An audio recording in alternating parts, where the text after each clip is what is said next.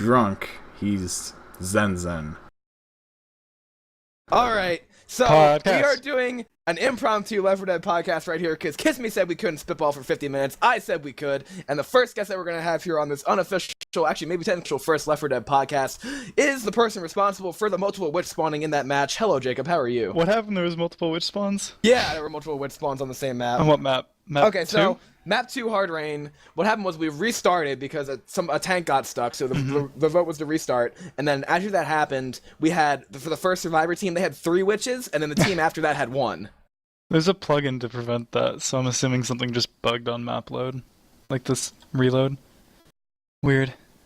I'm not entirely sure, because that was gonna get, and then we actually, both teams wiped on the tank instead, and when that happened, then we didn't have to deal with the multiple witches for one team and the no witches for the other, so that was good, but we would have had a problem if they actually hadn't it would have been wiped. sweet. They could have gotten like 60 extra points. Think about it. Or Witch failed 3 points. witch crowns in a row. Yeah, well, if you fail 3 witch crowns in a row, you don't deserve 60 points anyways. And there you have it, guys. The guy who was responsible for putting those extra witches in there He's taking zero responsibility. is taking 0 responsibility whatsoever. So Yep. yeah, I mean that's pretty good. So how are you tonight, Jacob? Thank you for joining us on this podcast. I'm doing alright. I had a pretty good day, you know? How about you, Rails? How you doing? Doing wonderful. We just did that cast there, Kiss Me and I, and we're just going to be spitballing here until we get. Actually, also we're going to do the podcast with a little bit of made up structure as we go along here, but we have an RBT match coming in about 50 minutes. Ooh, who's playing? It's going to be Team Fusion, which I believe is going to be Redux. team versus Graveyard Shift, which is Dusty Numbers' team. Yeah, cool. Should be a good game. I'm looking forward to watching that. I am too. And as we're on the subject of RBT, there's been a lot of talk about what's going on with the competitive community in general here. I think we've actually been able to pull off something really nice with RBT, don't you? I think it's been good so far, and I hope that it continues to go well. Right, and I know a lot of the teams are already preparing for the Dead Center matches that are supposed to be happening next week, I believe. And that's a big thing. What did you do to balance Dead Center just a little bit more? The main focus in the last update was balancing map 1, because it was pretty much agreed upon that map 2 and map 3 were relatively balanced. And even the finale now, people are somewhat accepting of it, even though it's different than your standard holdout. I think map 1 has always been the problem child of that map. So I took a decent amount of time into just thinking of how I can make that map feel a bit less like a swing map and feel more just like your standard map 1. So what we did was we added the 2 tier 1 spawns to safe room, and we blocked a couple death charges, or not entirely blocked them, but made them more difficult to get, just so that people will focus more often on getting damage, which is what I'd like to see out of that map, rather than everything being focused on death charges and making the map feel gimmicky. So overall, the map is just supposed to feel much more like any other map than... And I mean, I'm not trying to like take away what makes Dead Center 1, obviously. There's still those ledge charges, but just try to make it feel a bit less gimmicky. And we also lowered the distance on it by quite a bit so that it's not as big of an influence in the game. Right, yeah, that sounds about right. And I believe when you and I discussed a couple of these changes prior, because obviously we're the 2 admins of the really big summer tournament, we talked about making that map similar to what was happened to Parish 1 over the course of things. Yeah, definitely. I think that it's headed in that direction right now, where wiping one team and then making it with the other gives you a pretty good lead going into the next map, but at the same time, it's not going to be... You're not going to win the game off a map. You're not going to, like, map 1 the other team, you know? Which used to be a problem with Parish 1, obviously, where if you got an early tank wipe and then made it with a huge bonus, it was basically over. But lately, that obviously hasn't been a problem. Right, and then working on the different changes in Dead Center there, you also decided to block a couple of the death charges. And I know a couple people were a little bit... I don't know, I was actually playing a scrim with my old teammate Lights, obviously. He's been around the community for a while, and then when he saw the changes to the death charges, he was just like, are you serious? Like, you blocked these but not the other charges through the door? Why did you block those specific charges? The main idea behind that was that the one in the first hallway, there was actually a bit of thought going into this. In the first hallway, I wanted people to be able to, after they spawn tanks, safely get back every time without having to worry about a death charge out that window. So I wanted it to be more... You can focus on running on the tank and shutting down spawns and not be worried about somebody getting pulled back and death charged. So that's why that first one is blocked. And then the one right outside the first set of windows, I blocked that specifically so that you have the option to go out on that balcony and potentially block some extra spawns and chip things if they pre-spawn. I think that it gives survivors a bit more flexibility in how they take that choke. Right, and yeah. then obviously it makes a special infected adapt just a little bit more because you can't go for that one death charge. You put a cabinet, for those that don't know, there's a cabinet now blocking the initial death charge out of the safe room, plus a railing that was put in at the next death charge after that, but then you left the other ones in there, obviously. Mm-hmm. I feel that the other ones are a bit more... I would say they're harder to get in general as infected because you have to pre-spawn at those doors, you know, and I think that they're easier to bait out, whereas the one on the ledge... And like I said in that first one, if you're trying to run back from a tank, it's really hard to worry about taking the hit and then also worry about if somebody gets jocked back, you know? So that was the main concern there. But I think that with the ones out the door, you're not going to have the tank up or anything like that, so you have your time to bait it out and play it safely. So I think that comes down to basically removing any like the chaotic death charges and leaving in the ones that are a matter of, you know, outplaying your opponent. Exactly. So, moving back a little bit now to where we are in the current week of the tournament, we're playing No Mercy, obviously. We hadn't seen No Mercy played in a tournament, I believe, since, I want to say, the Equilibrium Cup #2. It's been a long time since I've seen it in a North American tourney, especially. Right. And why do you think that is? Why do you think people shied away from it so much? I think that in general, Left 4 Dead 1 maps kind of got shunned by the competitive community, not necessarily for a good reason, just because when they first came out, they were pretty imbalanced. Like, I would say Blood Harvest still is probably the most imbalanced campaign in the game, and not because it's too hard or anything, just because you only get like 3 or 4 attacks on every map, and it just kind of feels, I don't know, pointless to me. It seems like who can get lucky and run the fastest. But I think that in my screaming on No Mercy and watching some casts so far, I would say that it's actually a very balanced map, and I would compare it to equal and balance to like even Dark Carnival and Parish. And I know it's quite a bold statement, but I really think it's like up there. It seems really good to me right now. Yeah, I think the map 3 needs a little bit of tweaking because I think it's a bit too easy now, or maybe just worth too much for the difficulty that got scaled down after that ladder choke nerf. But I think that it's definitely up there in balance wise. Yeah, I have to agree. I'm sorry, I was actually just telling Kiss Me there that if anybody who is watching right now has any questions for Jacob, please do put them in the Twitch chat. Please. And either and he is obviously the creator of ProMod, the creator of ProMod and the updater of ProMod. And obviously he's been in the competitive community. How long have you been around for now, Jacob? I think about 3 years now. I actually worked on Metafoggle as well back in the day. So I've been around since a long time. I don't even know. So yeah, if you have any questions for me, feel free to ask. I'm glad to answer them. Exactly. And now, a little bit while ago, I will go ahead and ask this because, you know, I'm the one who asks the hard questions here, Jacob. You posted on an update in Left 4 Dead Nation that you were actually going to be stepping away from the development of ProMod. Why did you decide to stick with it? All right. That's a hard question. Okay. So in the past, I've taken quite a few breaks, as everyone who's been around knows. I tend to step away every couple months because, to be honest, it can get kind of overwhelming. Just being like a community figure in general can be kind of overwhelming at times, and I try to just, you know, give myself breaks at times so that I don't let it stress me out too much and I don't get too caught up in it. So in the past I've taken a few breaks, but when I planned on stepping down permanently recently, I planned on passing it along to obviously my co-devs, and I thought that the game was at a state of balance in which I was really happy with it, and I didn't think that I would have any more to add to it. I thought that at that point, if I was changing things, I would just be changing things for the sake of changing things. And I wanted to move forward with some other projects, but after like reflecting on it for about a month and talking to a lot of people, there were a lot of people who were like, hey, there's still work to be done. We could still use your help. And it started out with me just like casually doing, I'll make a plugin for somebody or whatever. And I kind of realized that like, even though the community may not like necessarily need me, it definitely, there's definitely people in the community who want me here to help them out, and I kind of feel bad just like turning my back on those people. And so even if, there's some people who don't want me here or whatever, I'm here to help out whoever, wants it. And I don't know. I wouldn't say that I'm officially back on pro mod development, you know? I don't really want to make any official ruling on that yet. I'm kind of just playing it by ear now and kind of making small updates where need be. But I mean, for now, I guess I'm just playing it by ear and seeing how things go. I don't know.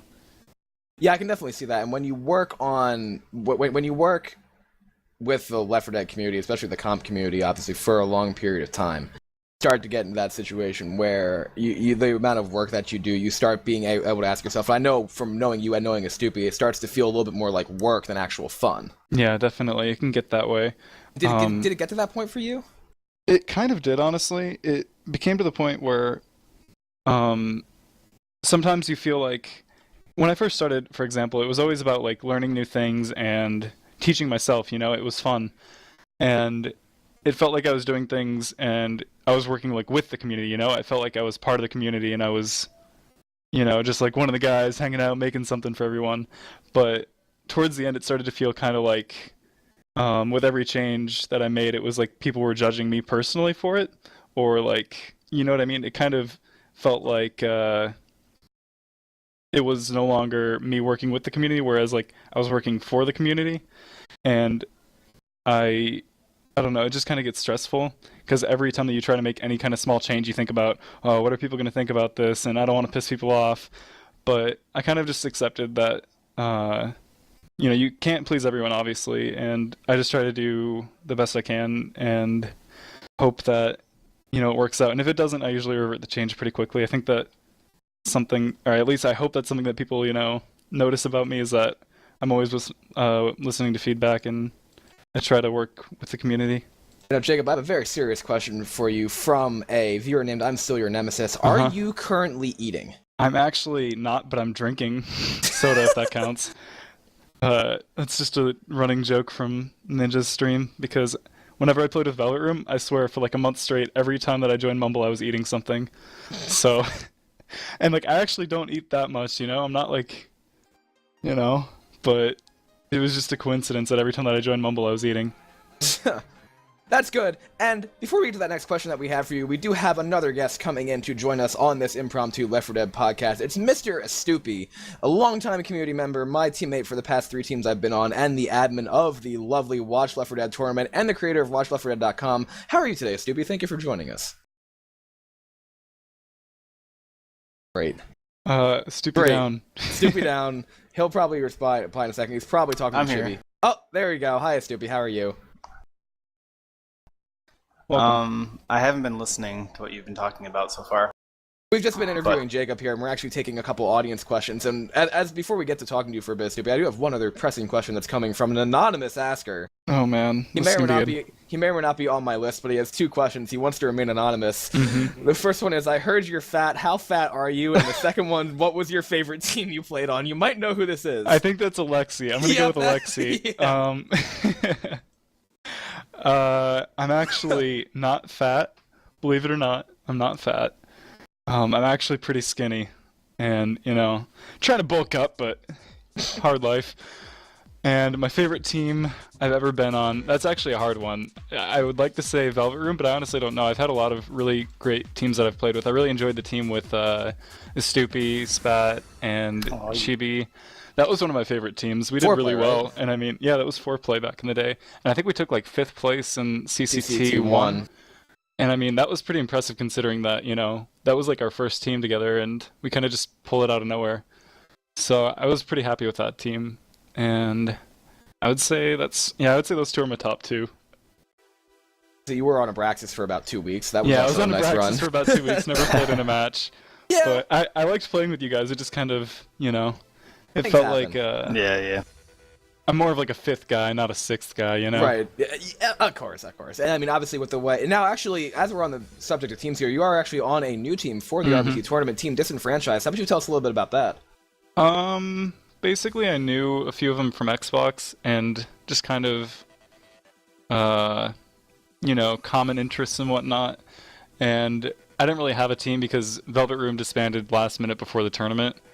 And I was kind of just stuck, you know, and so they were like, hey, you want to join us? There's like 3 days left for signups. And I was like, sure, sign me up. And now I'm playing with them. Who's on that team exactly? Is that the Xbox Champions? Yeah. Or is that a different team? That's the Xbox Champions. It is K3, Machiavellis, MK, and Jesse, and Hundo. There we go. I was really hoping I didn't forget anybody's name because I would have felt really bad. Cool. And have you guys been, like, has the chemistry been good so far, do you think? It's been alright. I mean, you know, there's always a little bit of steam going on, but it's been alright. That's good. I mean, obviously, it takes a little bit more time for a team to play together to get that kind of chemistry going on between that kind of teams and stuff. And now, another interesting question and this is going to be moving away a little bit from the team side of things and more to the administrative side. We've had a lot of talk in the competitive community recently about, and obviously, Estoopi, you can chime in here too if you want before we fully focus on you, but there's been a lot of talk about tournament administration and decisions that have been made in the past couple of tournaments. Not going to name any names, obviously, but if I have to talk to you, Jacob, here, and I'm not going to answer this because you kind of already know what my opinion is on it, but when you're administrating a tournament like this, what kind of approach do you like to take? Okay. I kind of like to leave it in the players' hands until I feel that admin intervention is needed. I like to help teams work things out between each other and give them the tools necessary to do that. And just in general, like when it comes down to like scheduling issues, I prefer not to have forfeit wins. So if it's possible, I'll try to work it out between the teams. But when needed, you know, I want to step in and definitely I like stick to the rules as strictly as I can because I think if you're going to set some rules, you should stick to them. Otherwise, why did you write them? So yeah, that's basically my ideology on it, is that you should be somewhat flexible and work with teams, but at the same time, when it comes down to it, you have to follow your own rules. I think the biggest part about following your own rules is, and something that people don't get, is like some of the rules seem very minor, but it's like, you know, can this person ring even though they're on this team and they haven't played, that kind of crap. Like it's like the second you let them bend that rule, every team in the tournament's going to ask for it, and exactly. It just negates the whole thing. That's exactly why I had a couple teams actually ask me to sign up after the deadline, and you know, a couple of them were even my good friends, and I had to tell them, you know, I already told this other team no, so I can't, you know, make an exception for you. I can't, you know, if I tell one team no, then it's no for everyone. If I tell one team yes, then I have to say yes to everyone. So that's why, like you said, it's really important to like think about your decision before you make it, because otherwise other people are going to make requests based on that.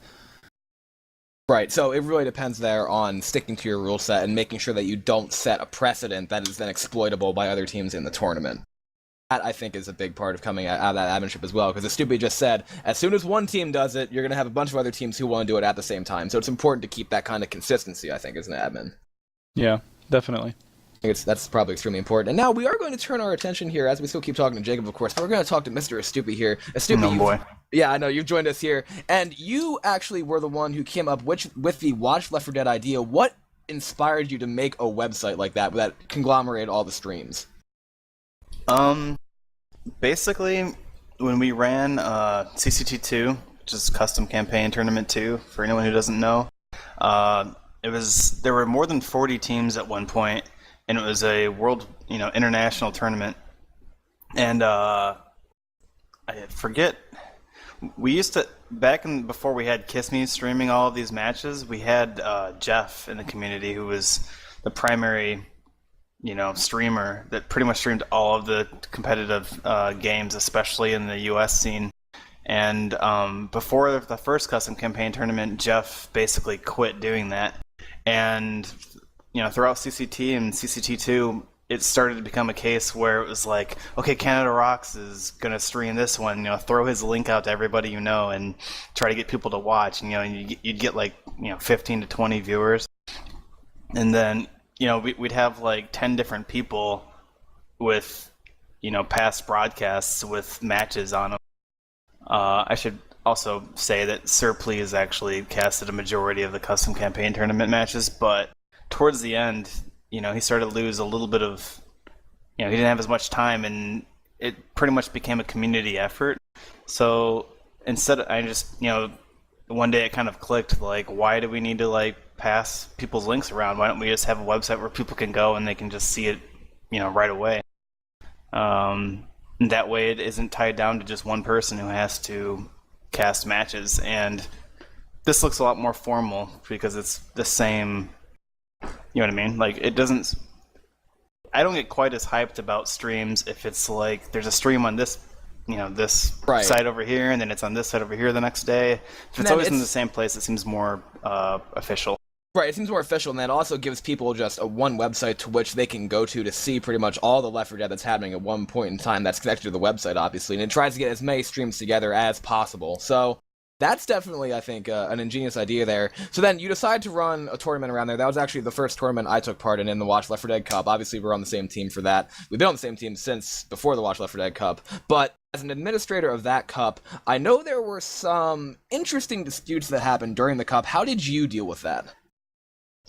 I put a lot of thought into the rules because I'm a pretty passive guy, and I have a hard time, I'm pretty sympathetic of everybody, so I tried to write the rules as specific as possible, but of course, there was always something that came up that wasn't going to work. But I basically, just what Jacob said earlier, if there's a rule for it, you can't do it, because in previous tournaments that I've run, I have bent the rules, and it's bit me pretty hard. So, there really wasn't a lot of issues. I mean, do you remember if there's anyone even caught like hacking or anything? There wasn't a lot of Team BS.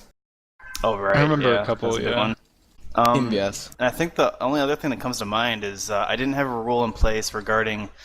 The only rule I had regarding ringers was basically I didn't have a rule saying that a ringer couldn't ring for other teams. So we had Everlasting, as everyone knows, basically playing on every team in the tournament towards the end.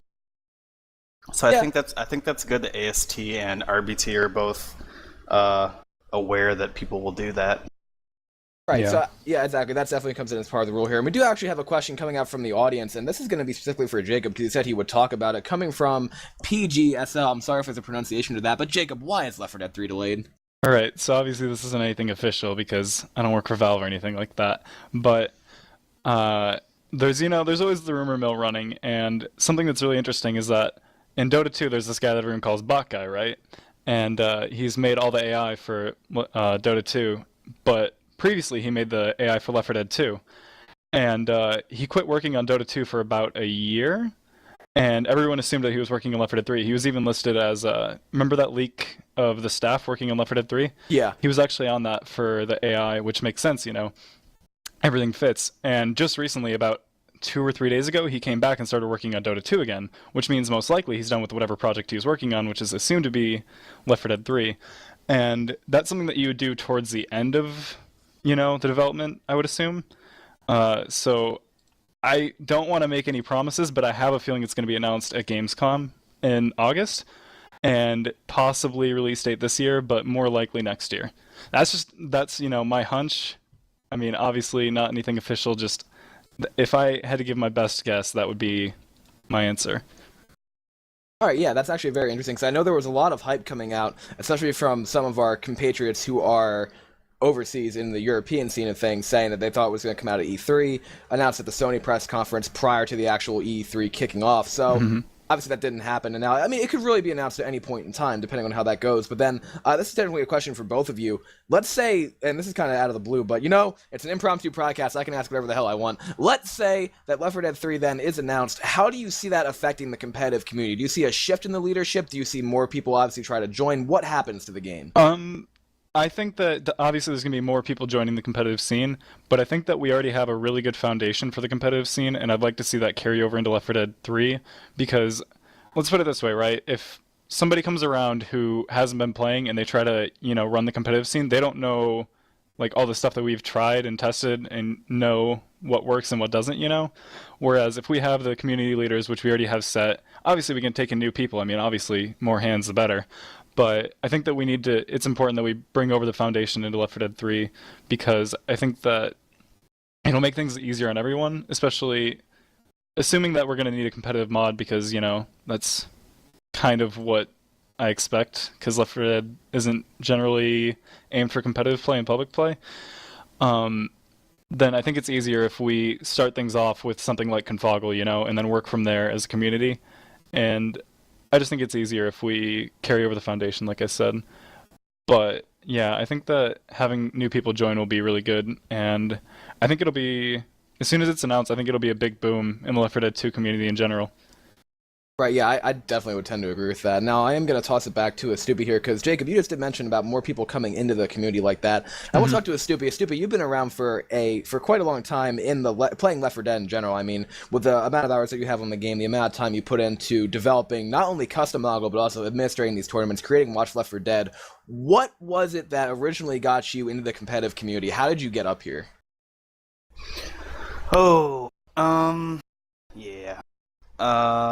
So, it was a little over 2 years ago. I think my girlfriend Chibi, who I met through this game, she started adding, people were like really good players that we were meeting in pubs. Maybe it's easier for her because she's a girl, but I remember her adding Special to be one. That's the only name that I remember her adding that's still around. And saying how good he was, and I was like in pub star mode, and I was kind of like, oh yeah, I'm sure he's great, kind of. And she started pugging with Lights, who is on me and Rails' team right now, and she started dragging me into the pugs, and she dragged me into a few 1v1 or 2v2s, and I was getting my butt kicked, and so I needed a bit of a push. She was always kind of competitive minded, and I wanted to play with her, so I started pugging with Lights, and Lights had a nice little like half pub, half competitive kind of friends mumble that we played in. So before we pushed into LTD Rage Quit or AG, we kind of were in an isolated friends thing where we could warm up to Confoggle together, and I basically started playing Confoggle, and then about 2 or 3 weeks later, AST1 was announced, and me and my friends signed up for it.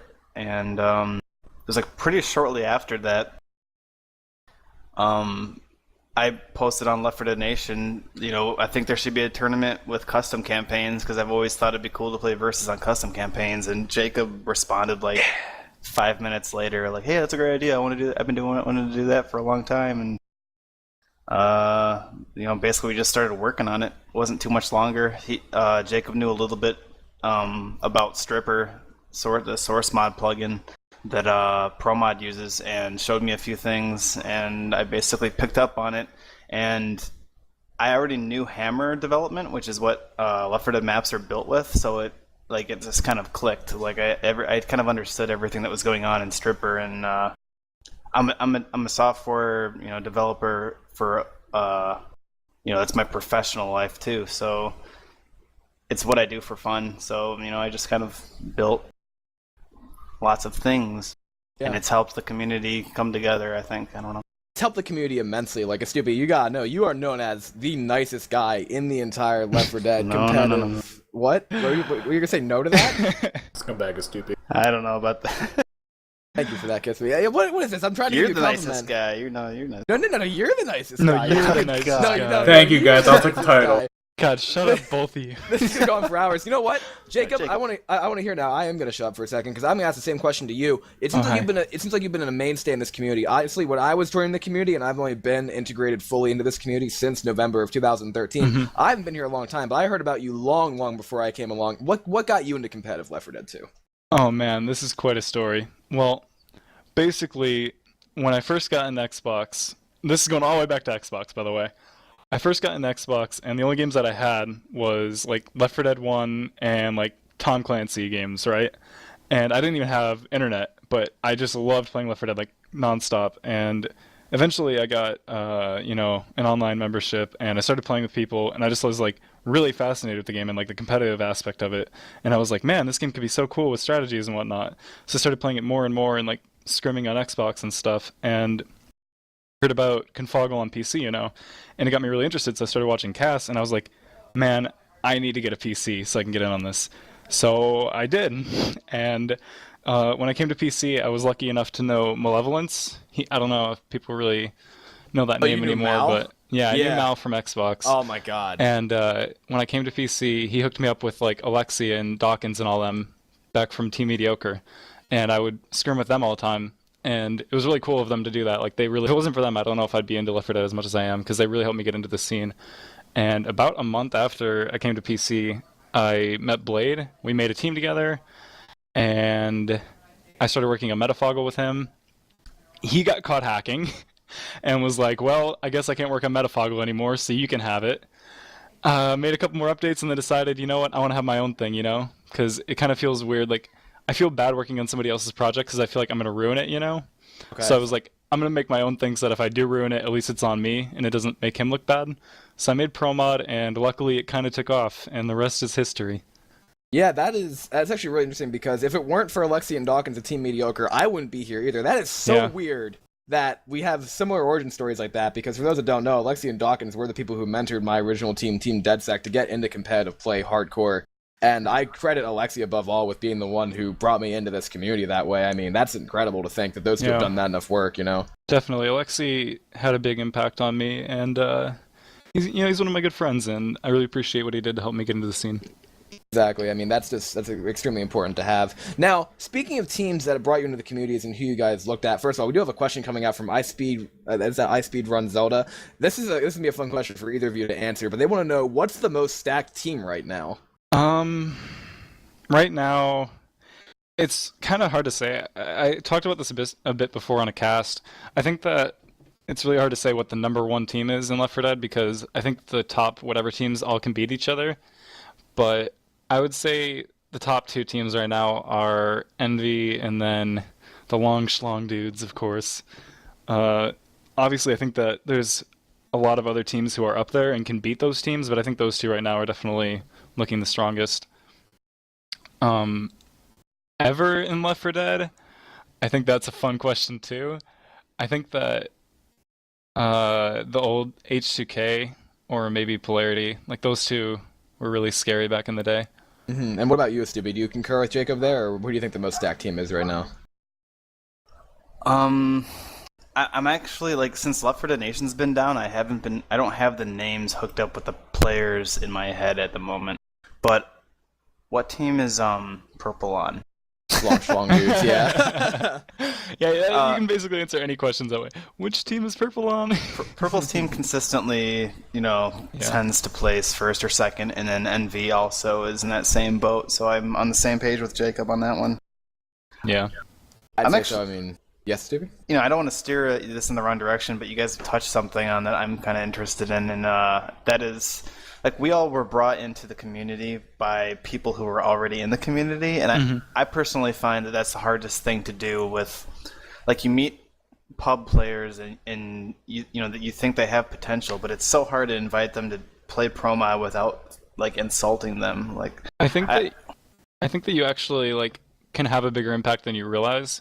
For example, like, there's been a lot of people who I've, like, met in pubs, just messing around, or just, like, I've met them, like, in L2L, and, I just talk to him for a few minutes, and I talk to him about certain stuff and answer whatever questions, and, like, you may not, like, think about it, but then, like, 3 months later, you see that person hanging around, you're like, oh, that guy, I remember him, and, like, you go talk to him, and they're like, oh, yeah, I've been playing ever since blah, blah, blah, and it's like, you may not realize it, it's like but planting a seed, basically. yeah, it's like, you may not have, like, been the only reason why he stuck around, but you probably had an effect on it. So I think that's pretty cool. The way in which I actually got involved, my story is an anomaly in that sense, because I actually, before we met Alexi and Dawkins because they decided to join a vanilla clan for pretty much fun, pretty much old BFT. Alexi will remember that. And then it pretty much, after that was like, we went out and we discovered ProMod. We actually bought a server of our own and started playing on there against other teams who were really new to ProMod. The Zombie Killers Anonymous are still around, and they're one of the original teams that we did play. So that was definitely a special part too. And I'm getting a request here from Hiblockle saying, "Kiss me. How did you get to be so kissable?" I was kind of born this way, and then during my teens, I kind of acted out and got a lot of girls, and then I got kissable. I don't know. How do I answer that? That's a good answer. Now we actually have another. Oh god, this name is wonderful. Poop Feast 2013 is asking Jacob, "You made ProMod. Is it awkward playing without it?" Actually, that is a good question. Yeah, it is a bit like even playing on older versions of Pro Mod, it's you notice the small things a lot more when you're the one who made it, you know? And when I play on like other configs, for example, some things kind of annoy me because obviously I made Pro Mod around things that I enjoy and, you know, my ideologies for the game, so playing on anything that's other than that feels really off to me. And I don't know. Even playing on like older versions of Pro Mod, like I said, if a server is outdated, it really bugs me because it's like, oh, there's that one bug that I fixed and it's already ruining my game, you know? So yeah, it definitely has kind of bittered the game in other ways for me, but I do enjoy Pro Mod a lot, and um, I don't know. Every time that I take a break from Left 4 Dead 2, I always come back to it because it's just such a fun game to me. Exactly. I mean, and the more you keep changing that, it's going to really be like. I actually like the innovation there. Some people complain that the game has changed too much, but then after they play on the new config release, they actually get used to it again. And it's not a big problem. So another two question from D2 Rishi Jacob. Why do I think of sexy when I hear your voice? I'm not sure actually. I get mixed results on that. Some people really enjoy my voice and say that it's relaxing or something, and then other people tell me I have a really annoying hipster voice. I don't even know what that means, but I appreciate that you like my voice. It's your mic it's your voice is semi bassy, so it's like You're like voice. Barry Manilow. Not really Barry Manilow. More. Manilow? What does that even mean? Very mellow. He's a singer. Another question. Another question from Hiblocko. Jacob, will you marry me? Oh my god, right now in front of everyone? Yes. And then actually, God. here's a question for Kiss Me from I'm Still Your Nemesis. Shut the Kiss hell Me, up. What are the Kiss Me, what are the chances that a guy will hit your pole, knocking your power out for a third time? That Bam. was really funny. Come on, Kiss Me, what's the answer? I hate you. I would assume so. Oh my god. I don't think Kiss Me's gonna answer Blockle that. saying Jacob is an effing hipster. He's kind of Jacob- right. Jacob is a freaking hipster casual. And See, that's- it shows that he's a hipster actually because he completely ditched the metafoggle just to do his own thing. So he could be I different. ditched Metafog Exactly. so I wouldn't ruin someone's name, okay? Yeah, okay, they're At hipster. that time, I had no idea what I was doing. I thought I was gonna ruin it. I thought when I first took up Pro Mod, I thought I was gonna make the biggest piece of shit and no one would play it. And so when I released the first version, I was expecting to get bashed by the community, and so I didn't want to release that under Metafoggle's name, and have people be like, "Oh my god, you ruined Metafoggle," blah blah blah. I wanted people to have Metafoggle to play on, and Pro Mod to be an option of hey, if you guys like this, I can continue doing it, And luckily, people didn't hate me, so. It's good. Yeah, I definitely appreciate that. Now, here's a question for Estoopi. Estoopi, when you're streaming, why the hell do you stream your cat so much? I don't know. That's a funny question. It's from me, so you should definitely know who it's from. It's from you. That's from me. People actually, I don't know. People have asked for the cat ever since I started doing that, and I think the more stuff you have going on your screen, the more stimulating the stream. I think especially if you have your webcam on your face. I think some people think that's really lame, but I think it makes you feel like you're more connected with the person you're watching. Yeah. And I put my cat on because whatever. I don't know. Everyone loves cat. I like my cat. I appreciate your cat, honestly. I really do. I mean, your cat is definitely... So, You have a beautiful cat, Estoopi. You have a beautiful cat. Thanks, guys. Oh, we actually do have a quick question from McPones. What teams will play next match? That's going to be Team Fusion, which is, I believe, Redux, Cygnus, Tool, Baby Jesus, Xeon, and someone else who I'm forgetting, but I know one of them won't be there tonight because Tragob is ringing, of all people. So if you guys want to see Tragob play a match, obviously my ex-teammate on Migraine, he will be there. And then there's also going to be Team Graveyard Shift, which is Dusty Numbers, Prince, K-Orange, Found, Center. Yeah, actually both Jacob and Estoopi's old teammate Center. And there's someone else who I'm drawing a blank on right now. I'm trying to remember who else is on Graveyard Shift's roster. Zinc, but he actually will not be playing. He actually is not going to be a huge part of that team, unfortunately, due to the fact that he's not playing Left 4 Dead a whole lot. Now, I have an interesting question here from Poop Feast 2013. This can be either for either of you. Whoa, you skipped to Blockle. You skipped to Blockle. He wants to get a full roll call? Yeah, so it's right now it's Rels, Kiss Me, Estoopi and Jacob right now for this, and obviously for other editions of this podcast. I think it's going really well so far. Impromptu, we're doing. I think we're doing well for having. And Kiss Me, this is why you should never ask me that we can't spitball for 50 minutes. I honestly think that was a bad wager to have because I will call as many people in here as I need to. I can talk honestly, forever. Jacob and Estoopi is the most talkative person in here. I've just been sitting here trying to fit my mouth around my snowball. I haven't been able to do it. So, Poopfeast 2013 asks, is there a specific set of people that needs to playtest a new or recently updated map for balance before it can be entered into a competitive map rotation, or is it done on a per-tournament basis? That's actually a really good question. I like this guy. He asks good questions. He does. I'm going to talk about that really quick, and then I don't know if Estoopi you want to chip in on that. But in general, as far as like the Valve maps, every tournament, at least American-based, usually I talk to the admin directors before they start it, and we talk a little bit about the map pool, and I say, okay, what maps are you looking to use? Are there any things that you think need to be fixed beforehand, you know? And if I know a specific map is going to be used in the tournament, like, for example, in this tournament, we knew Dead Center No Mercy were going to be used, I'll put in extra effort into making sure that they're balanced beforehand, and I'll, like, watch scrims religiously of that map for a week or two and make sure that, you know, I fix any potential problems.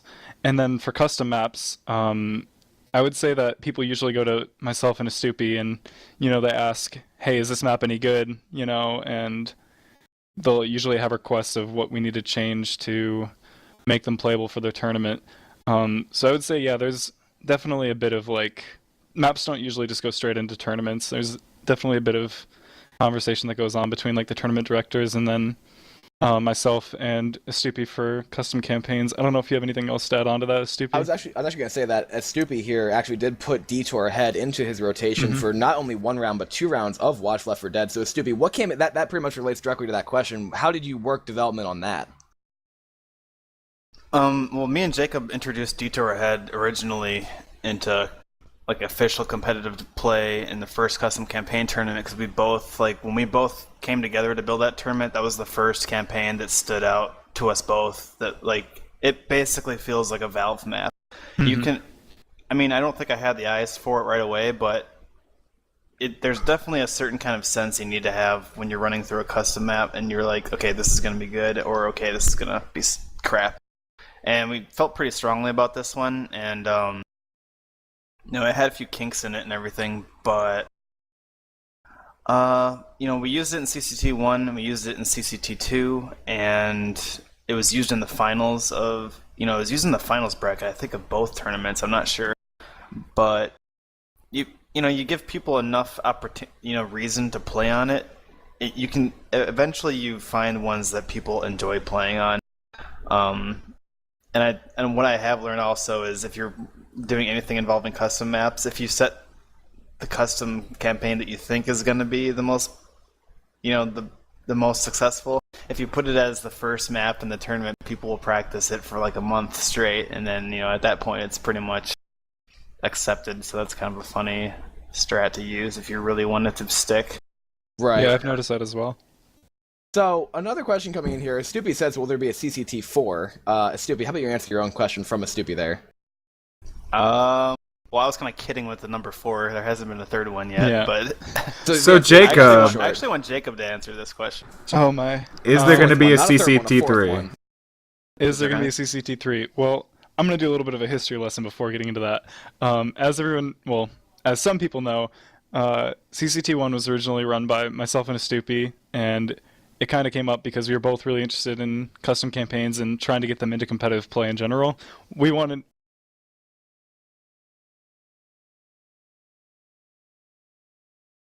get those into like the average tournament with Dead Center and Parish and all those other maps, you know, get them worked into normal tournaments. And I think we did a pretty good job of, you know, getting towards that, as we've seen custom campaigns being used a lot more since then.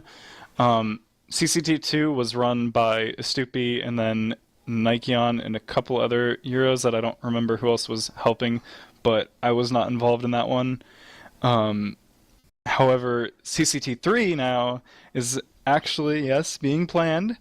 It's going to be run by myself and Rails. He's acting coy, but he knows. And Estoopi is going to help out a bit, but I think that you said you're not interested in doing too much because you have a lot going on right now.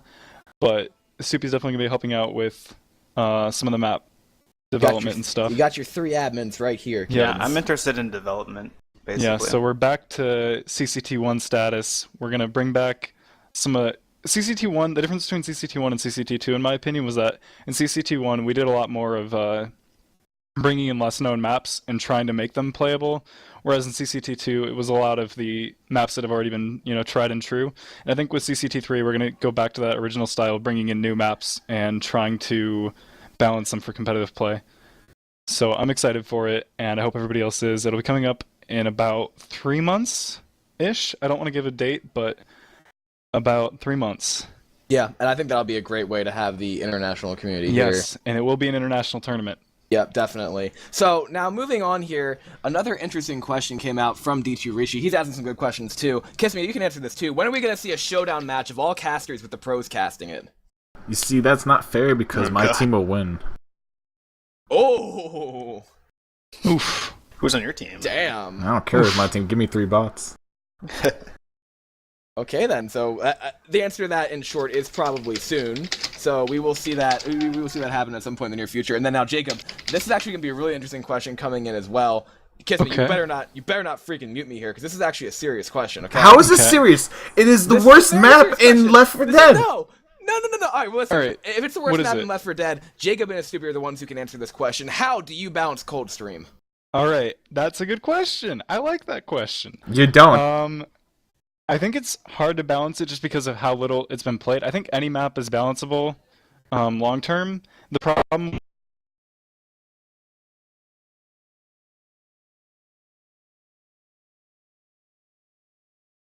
balanceable really. Oh, is he back? Hello? Kiss Me, you Okay. back? Yeah, I think any map is definitely balanceable. It's just a matter of it takes a lot of trial and error. I think that No Mercy, like I said, it's starting to get to that point where I think it's one of the really balanced maps, and it only got there because watching scrims and putting in the effort to figure out what needs to be changed. I think that if Coldstream was played more, I would put more effort into trying to find what the problems are and fixing them. But I think that it's not necessarily that far off balance. I mean, I don't know, I haven't seen enough games played on it, but I think the main problem with Coldstream is that it's just not popular enough.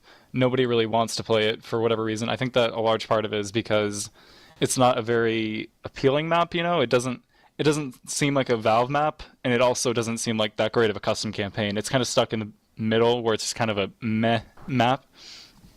And I think that if it did get more popular, we could probably balance it pretty easily. I just think that it doesn't have like the interesting points of a custom campaign for people to want to play it, and it doesn't have that amazing atmosphere of a Valve map for people to want to play it. So I think that's the main problem with the map. Yeah, I mean, and definitely with enough, if more people were willing to actually play on the map, it would be something that would be fixable. But at the same point in time, you have an interesting situation where you have a combination of it being badly made originally enough to where people don't want to play it, and then you have a situation where somebody can fix it, but in order for you to fix it, you need to see it played more. Exactly. It's like a catch-22 situation, pretty much. Yep. So yeah, I'm looking down the list here, and then somebody actually did ask what CCT3 was, and CCT3, obviously, it's the 3rd custom campaign tournament. For those that don't know, the first 2 custom campaign tournaments, this is before I was in the community, but from watching the VODs and talking to people, they were 2 of the not only best administrated tournaments in the history of the game, but also some of the most popular, due to the fact they were so unique. Yeah, with they the were way big. in which they were huge with the way in which they brought in the different aspects of not only custom maps, but then teams, instead of just repeating the same maps over and over, had to go and learn new maps in order to have them brought in. Yeah, I would definitely say that CCT has a bit of like a reputation to its name in that it is one of the better known tournaments, and I'm pretty happy with the way that they turned out, and I'm proud of the work that myself and Estoopi and everybody else who helped work on them. I'm really happy with how they turned out, and I'm hoping that CCT3 can live up to the expectations of the previous tournaments and even surpass them. So yeah, I'm excited for it. I'm definitely excited for that as well, looking into the future here. I'm also looking at what other questions people have sent. Actually, Hiblock wants to know how he becomes a professional satirical streamer. Estoopi, how about you answer this? Satirical? What's that mean? Satire. Satire. Man, I don't even I have no idea. I can answer that. I think he might be referencing me because I casted Estoopi's game satirically the other day when he couldn't stream. Uh, Basically, all you have to do is act overexcited about everything, and then like play down actually impressive things. You know, like somebody gets like a triple death charge, you're like, all right, so there was a triple death charge. I mean, eh. And then just kind of like, for example, put your camera into walls and stuff. Like, just intentionally do really bad camera work and just kind of have fun with it. If you want to be a professional satirical caster, all you got to do is mess around. Anybody can do it.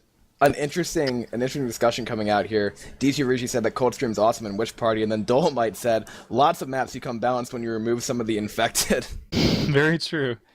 And he's like, almost any maps with just hunters are balanced. But at the same time, lots of maps become very imbalanced when removing certain infected. For example, some maps are really imbalanced, like on Retro, in my opinion. Some maps become even more imbalanced when you add infected, like... I think Blood Harvest, for example, is a great example of that. It was a very well-balanced map in Left 4 Dead 1, but in Left 4 Dead 2 it's just such a running fest because there's not necessarily that many good spawns for the Left 4 Dead 2 infected. So yeah. Sorry about that. I was informing Kiss Me on a status of the match that we were supposed to have in a couple minutes here. But before we have that and before we move on there, another excellent question coming out from Poop Feast 2013. Another one here, Jacob. Get ready for it because I think both Estoopi and you can answer this.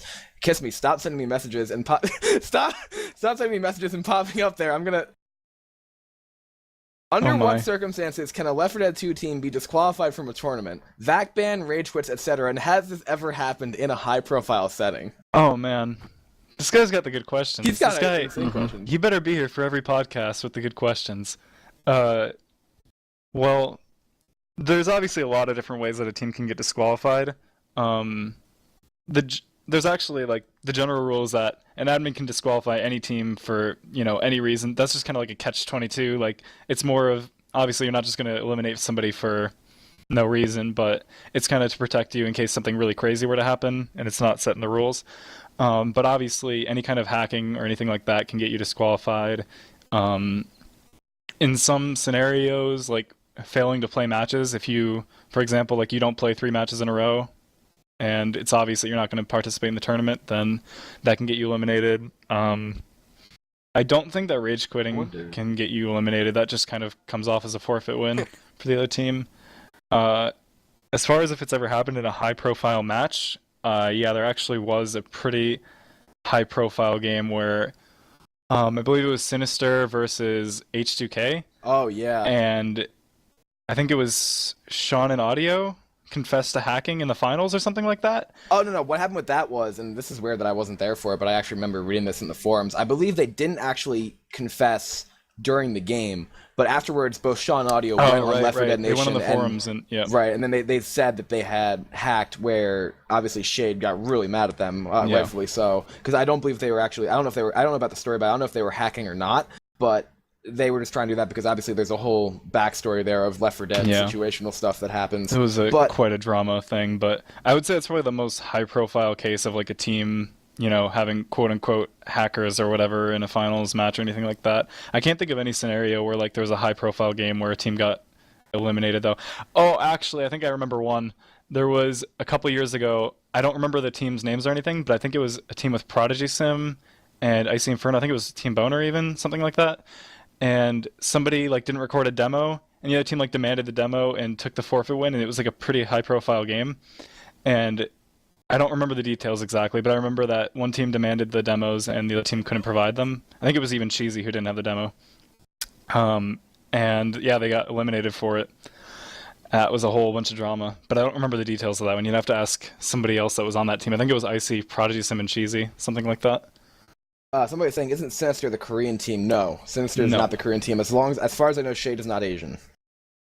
As far as I'm informed, they are actually a very, very high-profile and legendary North American team. That was their classic lineup. Actually, it's featured different players over the years, but I'm gonna go with Shade, R2, Briz, Wook, Sean, Audio, Remix, and Puff. Damn, that was a whole list.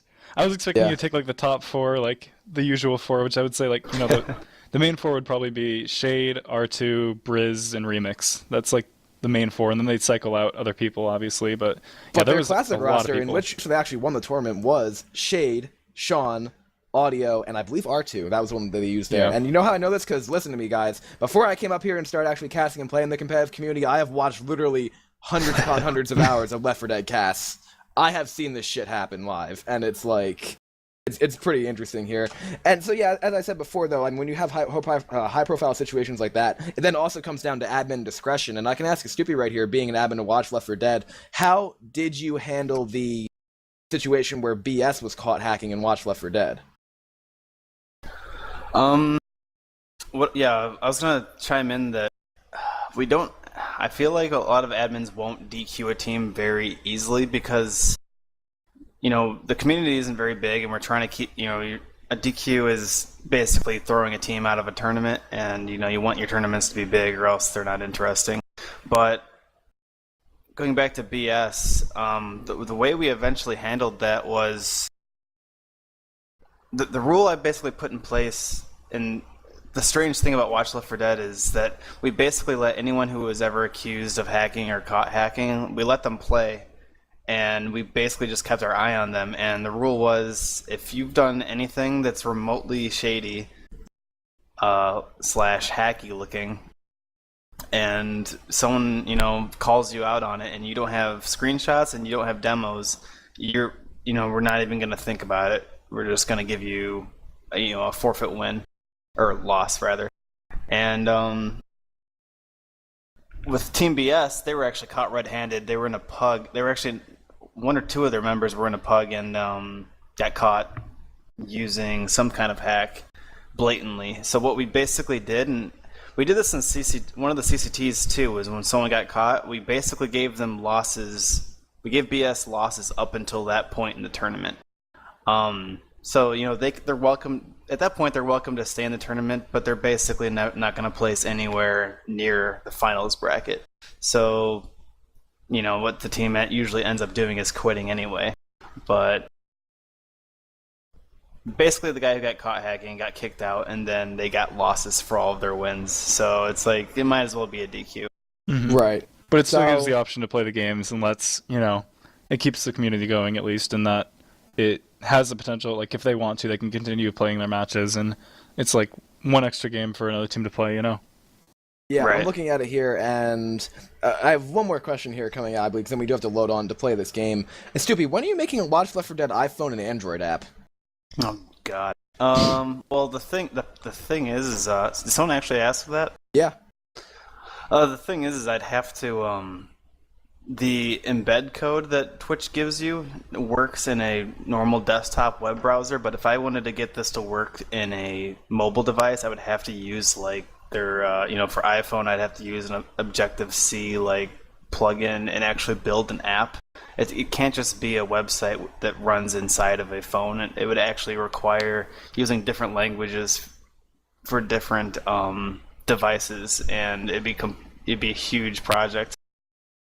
Maybe sometime down the line, if it actually gets popular enough, I've got some pretty big plans up ahead for it. But that's the reason it's not immediately available. That's just a really big project.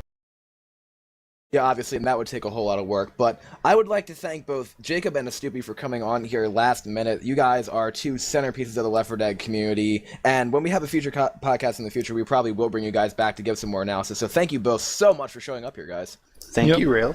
It was No problem. fun. And Thanks, definitely invite me to the next podcast. I like talking. Yeah, I can tell. talk Estoopi loves forever. it too. Estoopi, I've been on team with 3 times in a row with you now. And, one of the best friends I met through this community, and you are just a freaking chatterbox. Yeah, he just will never shut up. I mean, back in the day on Team 4-Play, we usually had to, like, local mute him because he just wouldn't stop talking. We couldn't even hear spawns.